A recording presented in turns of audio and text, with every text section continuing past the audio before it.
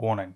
The following episode discusses the year 2000 horror film Pitch Black and contains misogynist language throughout. A complete list of content warnings can be found in the episode description. Please, proceed with caution.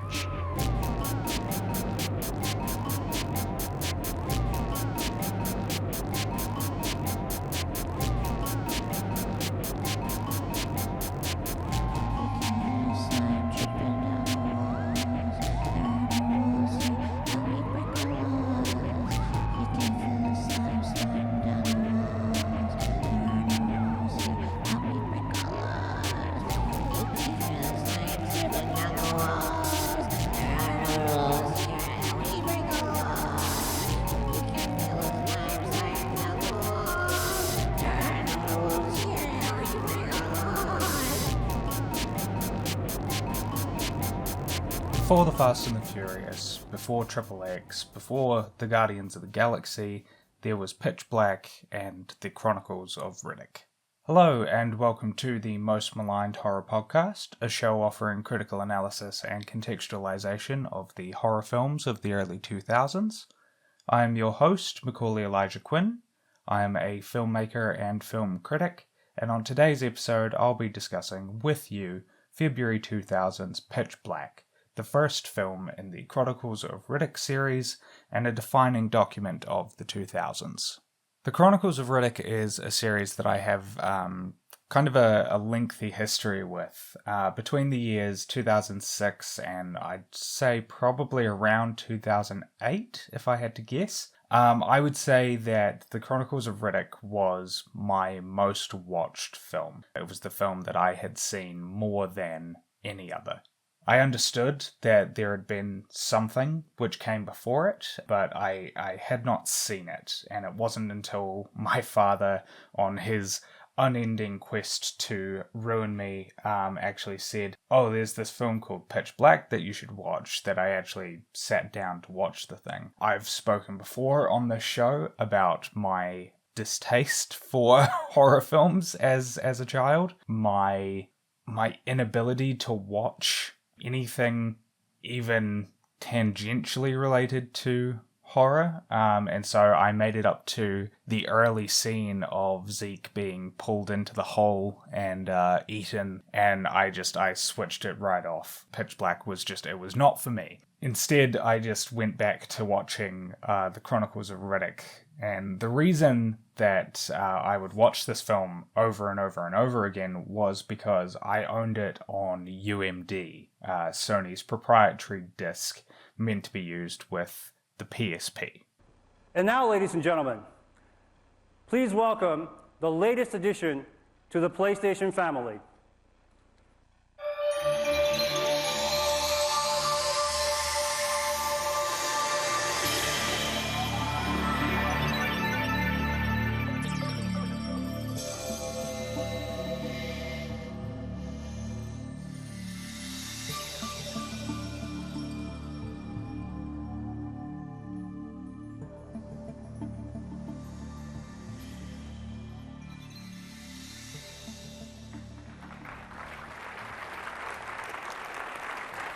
Thank you.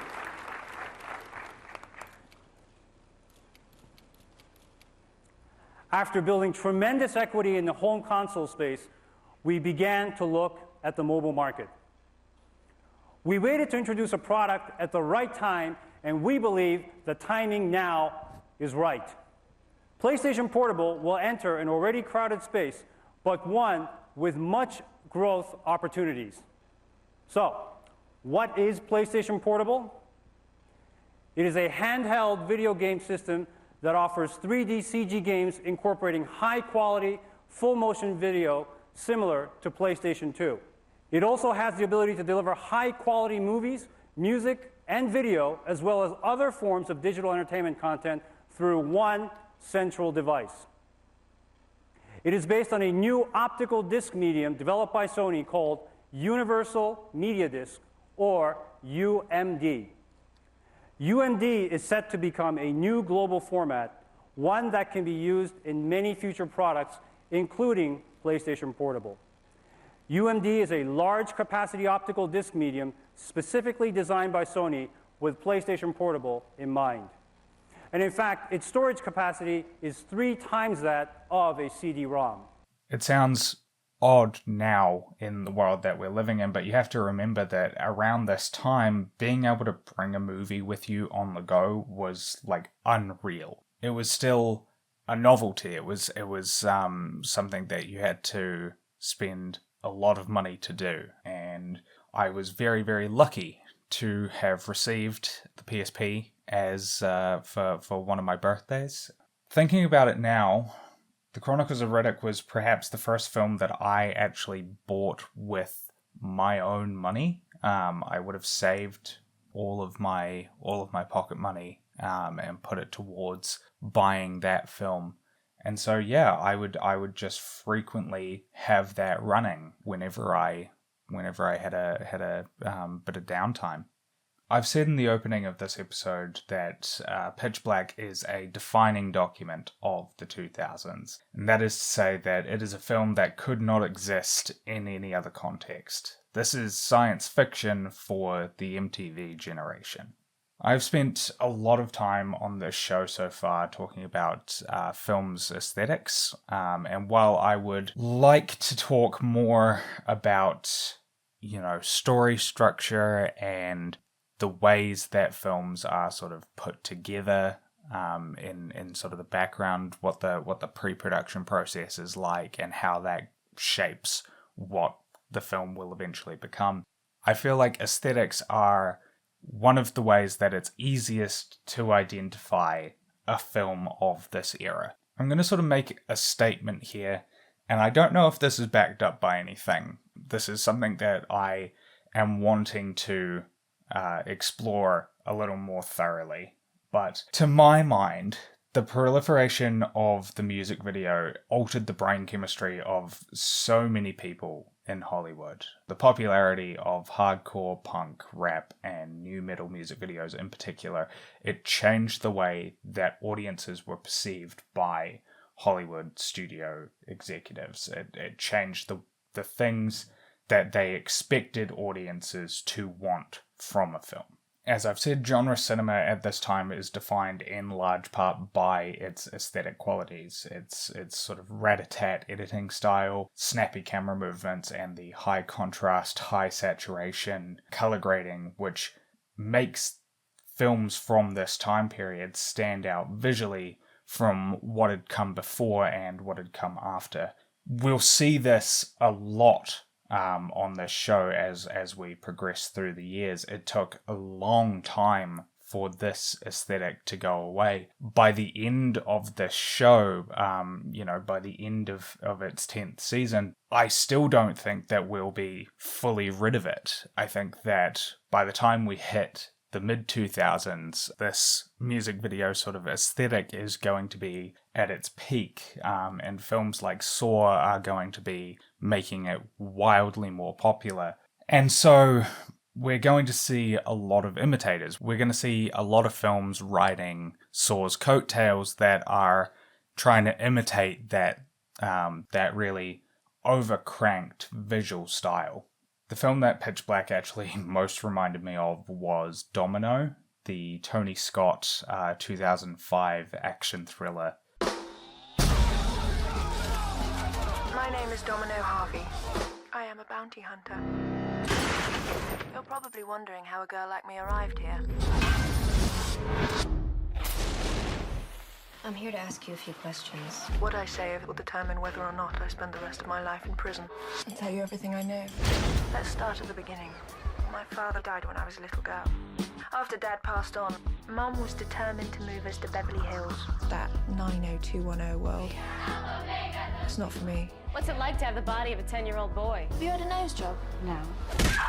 In the end, it all came down to fate. That's Ed Mosby. The most legendary bounty hunter in all of Los Angeles. Why would a delicate little thing like you want to be a bounty hunter?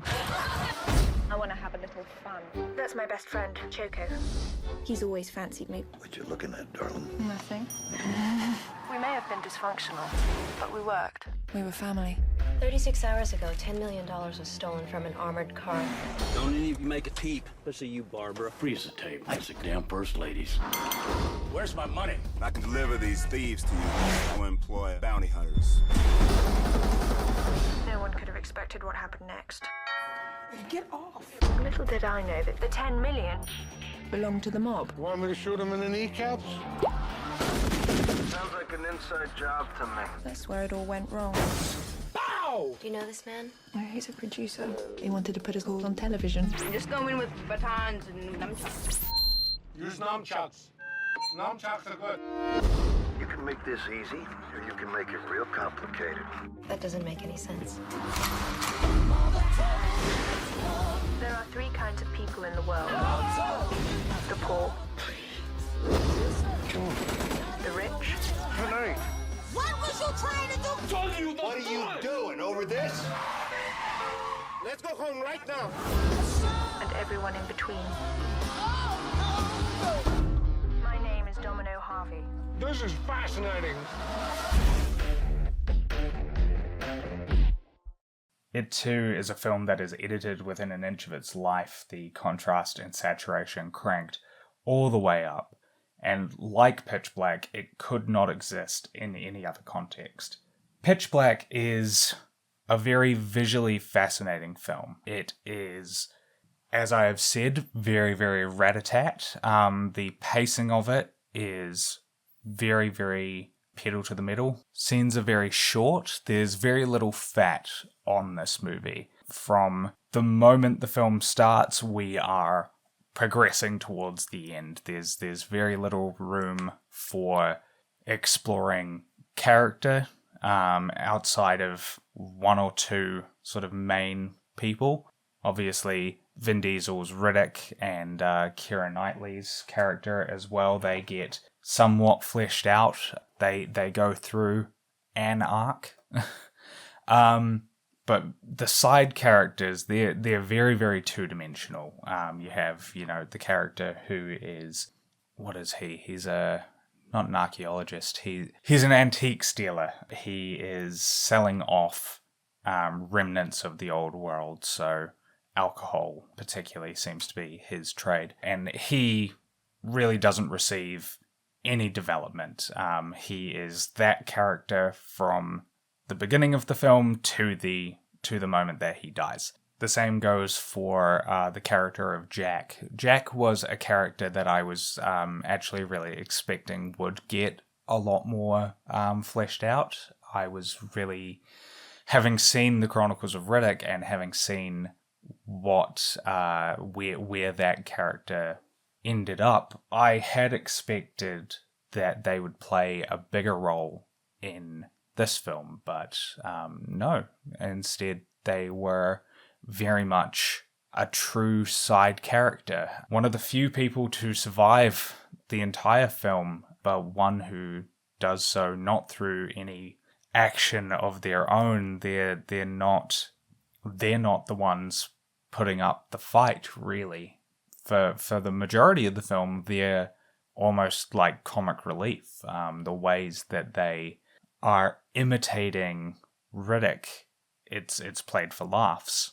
I had anticipated more sort of gender-based commentary in the film, because I know that in the Chronicles of Riddick, which we'll not be covering on this show, because unlike this first film, which has these sort of horror elements, I would say that the Chronicles of Riddick is very much just a hard sci-fi film. It has some admittedly pretty cool horror adjacent moments. It has a lot of very cool visual moments as well. David Twohy, I think, is a really fascinating director. I'm actually curious to watch some more of his films. I know that his film A Perfect Getaway is on the docket, and I'm very excited to get to that.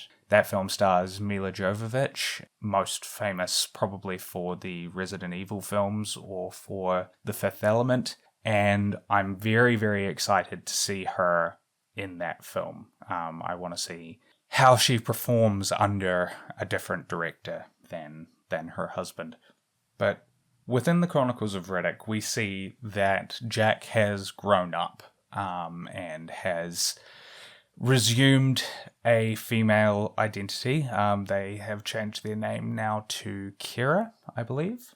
And they, in some ways, resent the fact that they had to return to their female identity. And so I was expecting there to be a lot more play on sort of gender norms in this film. I was expecting it to be slightly more of a reveal that Jack was actually, a woman who had presented themselves as male. And there really isn't too much to it. It's kind of a throwaway bit. There's only one comment that is made, a kind of disgusting comment by the film's human villain about just stuffing a cork in the kid so that they can progress towards the ship without the creatures smelling their menstrual blood.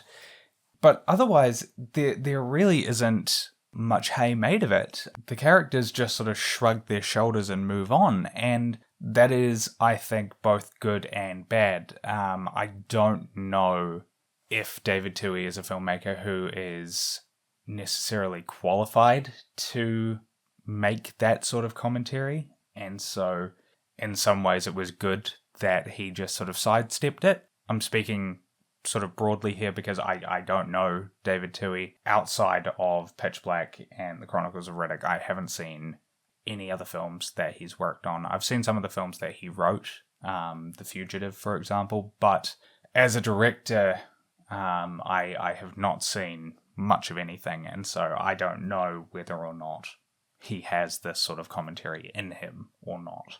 And so it was, as I said, kind of good that he chose to sidestep it, but knowing that Kira was going to hold on to this resentment moving into the Chronicles of Riddick, knowing that they were going to be so upset about the fact that they had to return to their female identity, I was expecting more, and I think that is a bit of a missed opportunity in the film. I think that it would have given a little bit more to chew on for the audience, and instead what we're left with is a relatively sort of bog standard but enjoyable sci-fi like action film. I think that'll probably do it for today's episode. I don't feel like there's too much more to elaborate on. As I said, pretty bog standard action horror film. I'd like to thank Janka Glonis for the use of her track Slime dripping down the walls off of the album Fun Time Party Gal. A link to that album and to their Bandcamp can be found in the episode description. If you have any comments or queries regarding the show and you want to get in touch, you can do that on Twitter at Most Maligned or via email mostmaligned@gmail.com. If you enjoyed this episode, I'd ask that you please consider supporting the show on Patreon, patreon.com/mostmaligned, where for just $5 a month you'll receive exclusive access to Take Two, a semi-weekly show offering critical analysis and contextualization of those films which have not made it onto the main feed. If you head there this week, you'll find a discussion of the first film in the Grudge series of films, Ju-On the Curse, a film which scared the hell out of me. It is the most frightening film that we have watched so far on this show, and one that I honestly struggled to get through. So it's worth tuning in to hear me elaborate on that. If you could please take a moment to leave a rating and review on your podcast platform of choice, I would really appreciate it. We've just gone live on Google Podcasts, Stitcher, and iHeartRadio. So if you're looking for more places to listen to the show, some more convenient places for you, those are now options. You can also share those with friends and family who maybe don't have the other options available to them. Next week we'll be discussing the first film in the Final Destination series. That will be a fun episode, one that I'm looking forward to. Final Destination is a really, really fun series of films, and one that I have a lot of affection for, so I'm quite excited to be covering that. And until then, this has been the Most Maligned Horror Podcast.